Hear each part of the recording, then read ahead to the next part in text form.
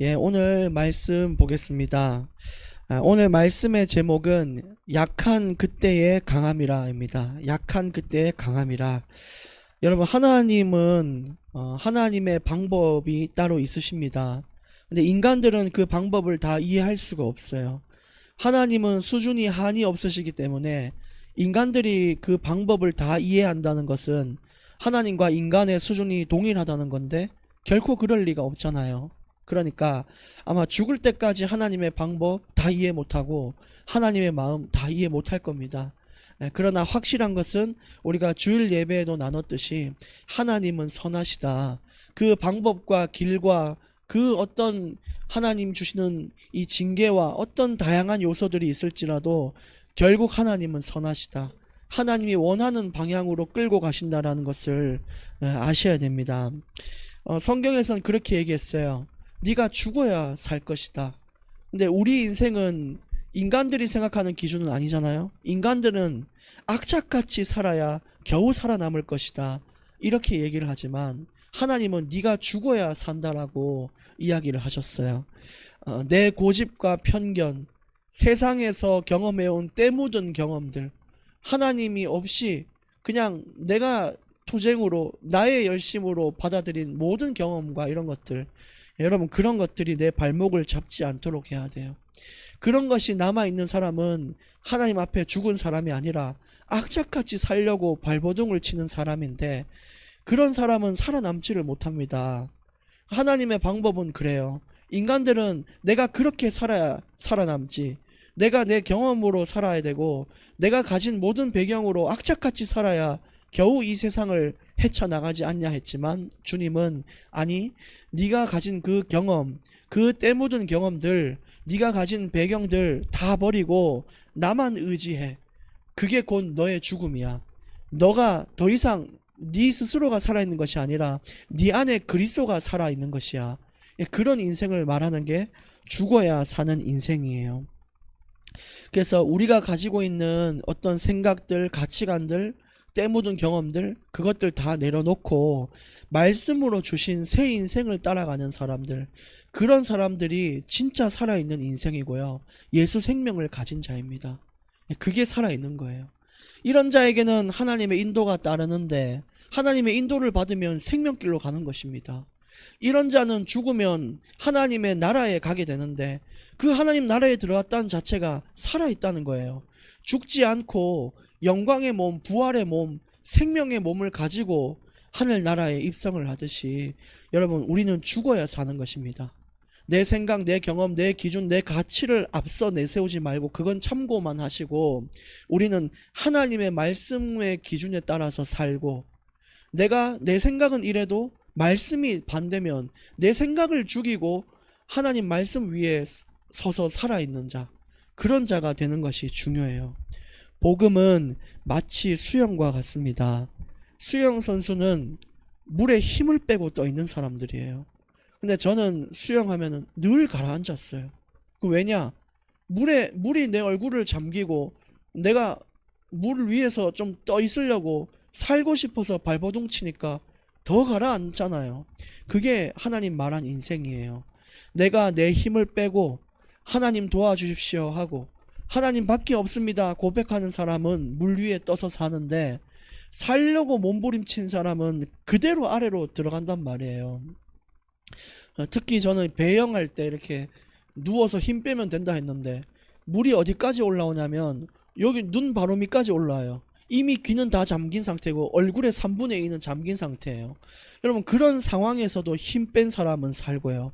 그런 상황에 내가 곧 죽을 것 같다라고 생각해서 몸에 힘을 주는 사람은요 진짜 죽는 거예요. 여러분 이거를 어떻게 영적으로 여러분이 적용하고 이해하냐, 이게 정말 중요한 겁니다. 이해가 안 되니까 자꾸 가라앉는 거예요. 인생도 자꾸 가라앉는 이유는 내 힘이 남아있기 때문이라고 말씀은 얘기합니다. 건강을 믿고 젊음을 믿는 사람들은 하나님은 질병을 주셔서 그것이 영원하지 않다는 걸 깨우치시고요.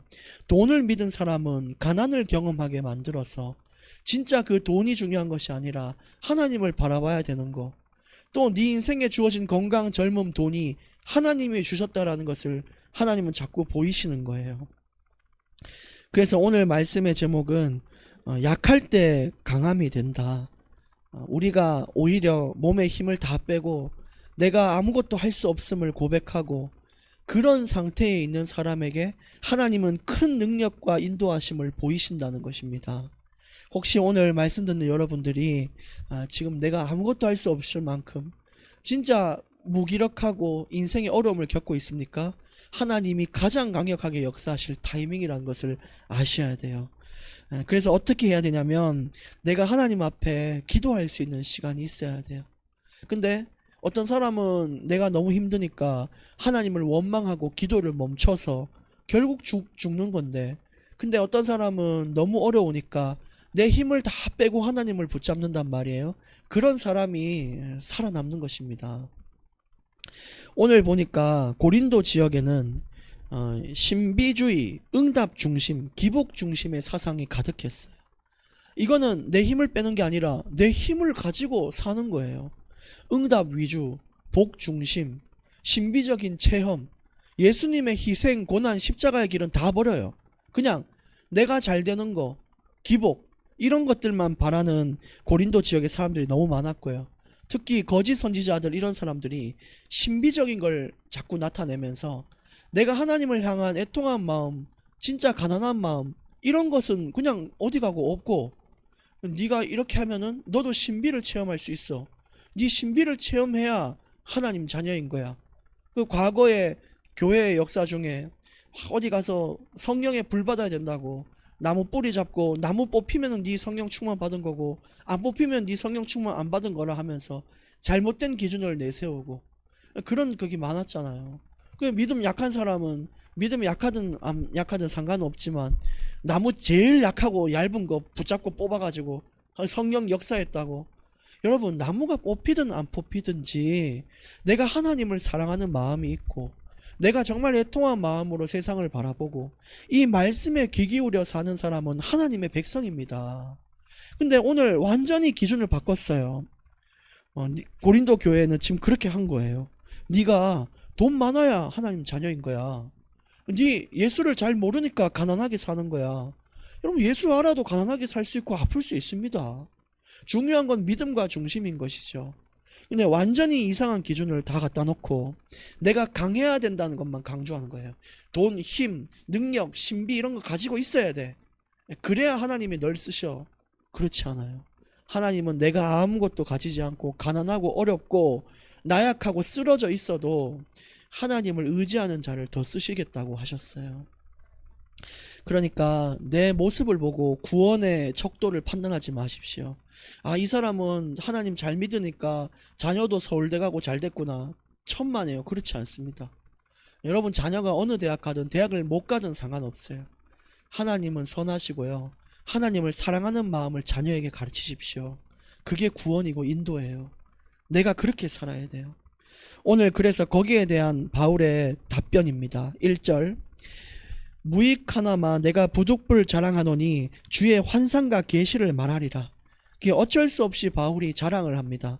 바울은 원래 내가 약한 것만 자랑했어요. 아, 나는 이렇게 약하고 연약하고 나는 힘들고 나는 도망 다니고 있어. 그러나 하나님이 그 와중에 나를 이렇게 도우셨어. 이런 것만 자랑을 했거든요. 그 신비적인 거, 응답의 역사 이런 건 말 안 했단 말이에요. 근데 하도 고린도 교회 안에 사람들이 신비적인 사람만 따라가요. 야, 저 사람 따라가자. 응답 받았대. 야, 저 사람처럼 될 수 있대. 야, 저게 구원이래. 그러니까 바울도 야, 내가 응답이 없는 게 아니다. 내가 신비적인 얘기를 말할 걸로 같으면 저 사람들은 나하고 비교할 수도 없다. 근데 그게 중요한 게 아니니까 내가 신비를 자랑하지 않은 것이다 라고 얘기한 거예요.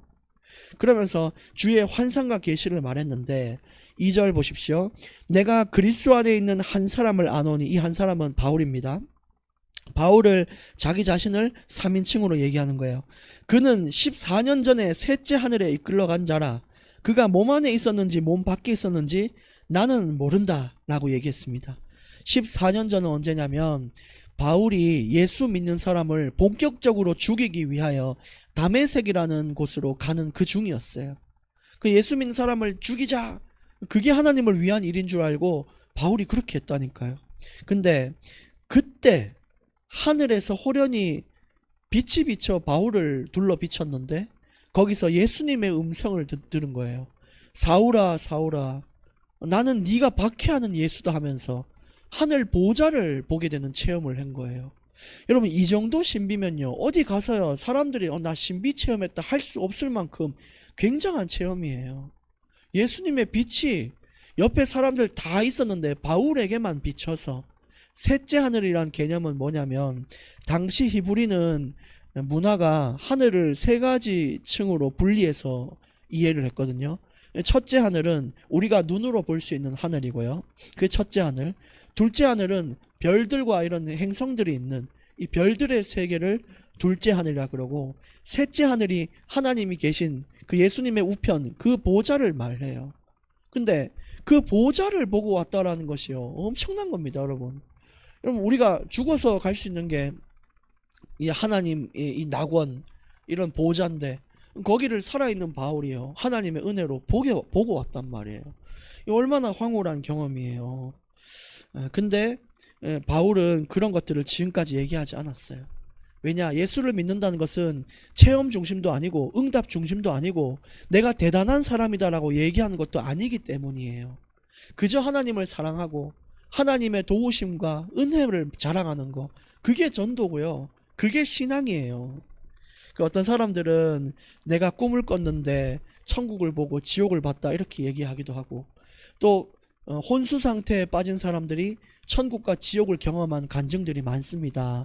예, 물론 하나님의 은혜로 그럴 수도 있지만 우리가 거기에 치중할 필요가 없어요. 그래서 바울은 오늘 성경에 보면 야 내가 하늘 보좌 봤는데 보좌가 어떤 색깔이고 그런 얘기를 하지 않아요. 바울이 강조하는 건 다른 거예요. 모양과 형태가 아니에요. 왜 이때 동안 자랑 안 했는지가 지금부터 계속 나와요. 결국 바울이 그렇게 얘기를 한 이유는 뭐냐? 이 보좌에 대한 설명이 없이 내가 그 보좌를 봤다라는 것만 강조한 이유가 뭐냐? 하나님이 살아계시다. 이게 요점이라는 거예요. 하나님은 살아계시고 예수님은 실제 하나님 우편에 앉아 역사하신다. 그걸 이야기하고 싶은 거예요, 바울은. 어떻고 그런 얘기를 하는 것이 아닌 거죠. 그래서 4절에 보시면 그가 낙원으로 이끌려 가서 말로 표현할 수 없는 말을 들었으니 사람이 가히 이르지 못할 말이로다. 그곳에 이제 영적인 언어들이 쏟아지고 하나님이 메시지를 주시고 하시는데 그 하나님 계신 낙원에 갔는데 엄청나게 야 이게 뭐야 도무지 사람이 가히 이르지 못할 말을 듣고 온 게 바울이에요. 바울은 그런 얘기 하지 않았잖아요. 여기도 보니까 설명이 없어요. 천국이 어떻고 뭐가 어떻고 이런 얘기를 안 합니다. 왜 안 하냐? 사람들이 그런 얘기를 하면 몰릴 거예요.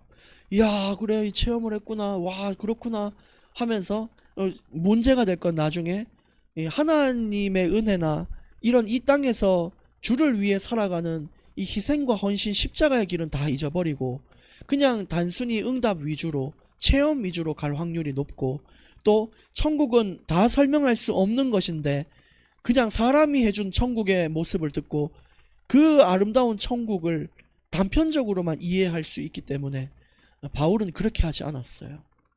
그래서 항상 하나님만 생각한 거예요. 그래 내가 이렇게 얘기하는 거는 진짜 하나님이 이 땅에서 이루려고 하는 그 구원과는 조금 달라.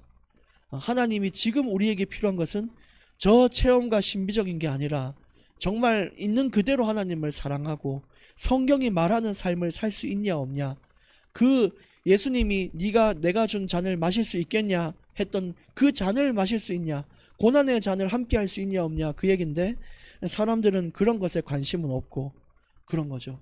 또 이런 간증이 무서운 이유는 제가 사람들 지금까지 간증을 많이 들어보면 정말 하나님은 대단하시다라고 생각했던 간증이 손에 꼽아요. 대부분은 어떤 생각이 드는지 아세요? 그래 저 사람은 참 부럽다 잘났다 아들도 서울대 가고 저 사람은 돈도 많이 벌었구나 하나님이 좋다 이런 생각으로 간증이 끝나야 되는데 부럽다 나는 왜 저래 안 될까 그래 니 잘났다 이렇게 끝나는 간증이 참 많아요. 그럼 바울 역시도 이런 간증을 자꾸만 하게 되고 이러면은 나도 천국 봐야겠다. 어떻게 하면 내가 천국 보지? 이렇게 생각을 하지. 아, 하나님은 정말 살아 역사하셔서 지금도 날 인도하시는구나. 이런 생각을 하지 않는단 말이에요. 그래서 여러분 너무 체험 위주로 가지 마시고 이 말씀을 있는 그대로 믿는 삶을 살으셔야 됩니다. 5절에 내가 이런 사람을 위하여 자랑하겠으나 나를 위하여는 약한 것들 외에 자랑하지 아니하리라. 그래서 바울은요, 내가 대단한 거 응답받은 거 그런 얘기 별로 안 하고 내가 고난받은 거, 내가 희생하고 헌신한 거 그런 것만 얘기했어요. 왜냐? 우리가 자꾸 체험을 강조하면 예수님이 강조되지가 않아요. 그래서 어떤 사람이 자꾸 체험이나 응답 얘기하면은 그 사람만 보여요. 야, 저 사람 있잖아. 저 사람 뭐 어떻게 해서 응답 받았대. 저 사람 야 재산이 어느 정도래. 야, 저 사람은 자녀들이 다 잘 됐대. 이렇게 얘기하지. 야, 저 사람은 진짜 하나님이 역사하고 인도한다. 이렇게 사람들이 볼 것 같죠. 그렇지 않습니다. 사람들 다 그 사람의 배경을 보지 그 사람의 역사하고 있는 하나님을 보지 않아요. 응답을 강조하는 사람들은 그런 인생이에요. 근데 바울 인생을 보십시오. 내가 죽을 뻔하였고 내가 도망쳤고 내가 어디 숨어 있어서 배고파서 먹지도 못했고 사람들은 날 비난했고 루스드라에선 돌 맞아 죽을 뻔했고 그런데 하나님께서 나에게 이런 말씀을 주셨고 그런데 하나님께서 나를 치유하셨고 그런 나를 그 연약하고 죽어가는 나를 건지신 분이 하나님이다. 내가 풍부했을 때도 있지만 곤비에 처해도 하나님이 살아계시기 때문에 내 인생은 만족이 넘친다라고 얘기했잖아요. 여러분 그런 간증 내 약함을 자랑하고 그 안에서 인도하는 하나님을 말하는 자가 하나님을 앞세우는 것입니다. 근데 그런 것들은 다 없이 내가 기도하니까 하나님 응답 주셨다. 왜 기도 안 하냐? 니들 기도 안 하니까 응답 안 받는다. 여러분 어찌 이것이 하나님을 자랑하는 것입니까? 그 사람의 그 기도의 수준을 자랑하는 거고 그 사람의 영적인 자기가 내세운 영적 은혜를 자랑하는 거잖아요.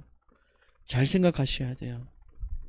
6절에 내가 만일 자랑하고자 하여도 어리석은 자가 되지 아니할 것은 내가 참말을 함이라. 그러나 누가 나를 보는 바와 내게 듣는 바에 지나치게 생각할까 두려워 그만두노라. 지금 내가 하는 모든 이런 체험들은 진짜다. 근데 내가 여기서 더 이상 체험을 말하진 않겠다. 왜냐? 너희들이 나를 대단한 사람으로 볼까 그렇다. 나는 그냥 하나님이 만든 피조물 그냥 바울일 뿐인데 연약한 인간일 뿐인데 그 이상으로 지나치게 나를 볼까 두렵다. 나는 결코 대단한 사람이 아니라 하나님의 은혜로 말미암아 사는 자다. 교회를 향한 헌신, 희생 이 모든 것들 내가 잘한 거 아니다. 하나님의 은혜로 말미암아 내가 한 것이다. 그러니 나를 지나치게 높은 자로 보지 말아달라고 얘기한 거예요. 어떤 사람 막 헌신하고 내가 교회를 위해 이렇게 했고 뭘 했는데 그건 나를 자랑하는 거지 하나님 자랑하는 거 아닙니다. 대단한 사람으로 보지 마십시오. 저는 이런 거 못하는 사람인데 하나님 은혜로 했습니다. 이 얘기한 사람이에요. 7절 여러 계시를 받은 것이 지극히 크므로 너무 자만하지 않게 하시려고 내 육체에 가시고 사탄의 사자를 주셨으니 이는 나를 쳐서 너무 자만하지 않게 하려 하심이다. 또 바울이 뭐라고 얘기하냐면 내가 또 받은 응답들이 많잖아요. 바울도 막 교회 세우죠. 막 제자 일어나죠. 막 엄청나지 않습니까? 근데 그런 바울이 자만하지 않도록 그런 바울 역시도요. 인간들은 다 자만하게 돼 있고 교만하게 돼 있어요. 자기 스스로 자만해서 벗어날 수 없습니다. 자기 스스로 이 교만에서 벗어날 수가 없어요. 평생 싸워야 될 것이 교만이에요. 그런데도 안 돼요. 그래서 하나님께서 중요한 선물을 주셨는데 그게 바울에게는 질병이라는 것이에요. 질병. 건강의 문제를 줘서 항상 그 건강의 문제가 나타나고 그걸 인지할 때마다 그래 난 대단한 사람이 아니야. 난 하나님 은혜 없으면 죽어. 이 모든 응답은 하나님 거고 내 생명을 주관하는 자는 하나님이야 라고 이야기를 한 거죠. 사단의 사자를 줬다라고 표현을 했어요. 그 질병을 보고. 여러분 중에 질병으로 고통받는 자가 있으십니까? 여러분들은 하나님의 선물을 받은 것입니다. 평생 우리는요, 그런 사람들은요, 교만할 수 없어요. 항상 가난한 마음을 가지고 항상 겸손한 마음으로 사는 자가 건강을 잃은 아픈 그런 사람들이에요. 저에게도 그런 사단의 사자들이 있지만 그것이 나를 자만치 않게 하려고 했던 바울의 고백이 제게는 많이 공감이 됩니다. 그런데도 안 되면 더 아프게 하시기도 하고요. 더 다른 문제를 주시기도 해요. 그러나 그건 역시 하나님 주시는 장치다, 이렇게 보시면 되겠습니다. 8절에 이것이 내게서 떠나가게 하기 위하여 내가 3번 주께 간구했다. 바울도 이런 질병이 추측하건대 간질일 질병일 확률이 높거든요. 근데 이 간질이라는 질병, 안구 질환도 있었다, 여러 가지 질병들이 있는데 바울 역시 그냥 있는 그대로 있었던 게 아니라 하나님, 내 이거 질병 없애주십시오. 3번이나 물었대요. 하나님, 내 없애주면 안 됩니까? 나도 건강하면 안 됩니까? 물었대요. 우리 그럴 때 있잖아요. 하나님, 나 더 이상 좀 가난하지 않으면 안 됩니까? 나도 덜 아프면 안 됩니까? 내 자녀들 좀 잘 되면 안 됩니까? 많이 기도했는데도 하나님은 들어주셨습니까? 안 들어주셨습니까? 안 들어주셨습니다. 사도 바울이면 엄청나게 하나님께 헌신한 자인데도 하나님은 바울의 기도 안 들어줬어요. 돈 달라는 기도도 아닙니다. 건강하게 해주시면 안 됩니까? 라고 했는데 그것도 하나님 안 된다 그랬어요. 왜냐? 9절에 이렇게 얘기합니다. 나에게 이르시기를 내 은혜가 네게 족하도다. 네가 가진 질병, 지금 네 건강 상태 만족했으면 좋겠다. 네 경제 만족했으면 좋겠다. 내가 네게 준 은혜고 네 인생은 거기에 좋게. 하나님은 그렇게 주시는 거예요. 지금도 마찬가지입니다. 네 은혜가 족하도다. 만약에 교회 부흥도 하나님 100명 200명 주면 안 됩니까? 하나님 안 들어줄 때도 있어요. 그리고 얘기하십니다. 네 은혜가 족하도다. 그러면 그 3명이든 4명이든 하는 거예요. 여러분, 만족할 수 있는 인생이 되십시오. 하나님의 뜻입니다. 왜냐? 내 능력이 약한 데서 온전하여 짐이니라. 문제가 있어야 하나님을 찾고 문제가 있어야 하나님께 기도해요. 그래야 하나님이 역사하시니까 내 인생이 바로 잡히는 거죠. 그래서 이걸 깨달은 바울이 뭐라고 했냐? 도리어 크게 기뻐했다. 내가 건강에 문제 있는 것을 기뻐하고 가난한 것을 기뻐하고 박해받는 것을 기뻐했던 이유는 뭐냐? 직접 예수님이 말씀하셨어요. 네 은혜가 족하더라고. 네 그걸로 만족해도 된다라고. 오늘 주님께서 우리에게 얘기하고 계십니다. 지금 네 상황이 맞다라고 얘기하고 있어요. 그러니까 여러분, 오늘 우리가 가진 문제 때문에 도리어 기뻐할 수 있는 날이 되기를 원합니다. 그래서 끝에도 얘기하잖아요. 그리스도의 능력이 내게 머물게 함이니라. 하나님이 내게 머물러 있다. 이것은 내가 약할 때예요. 내가 가장 힘들고 연약할 때 주의 은혜가 내게 머물러요. 오늘 마지막 10절, 그러므로 내가 그리스도를 위하여 약한 것들과 능력과 궁핍과 박해와 곤고를 기뻐하노니 이는 내가 약한 그때에 강함이라. 우리가 오는 이 예수 믿음으로 오는 피곤도 많죠. 여러분, 퇴근하고 예배 오고 주말 반납하고 능력도 받고요. 세상 기준 못 따라 살고요. 얼마나 그렇습니까?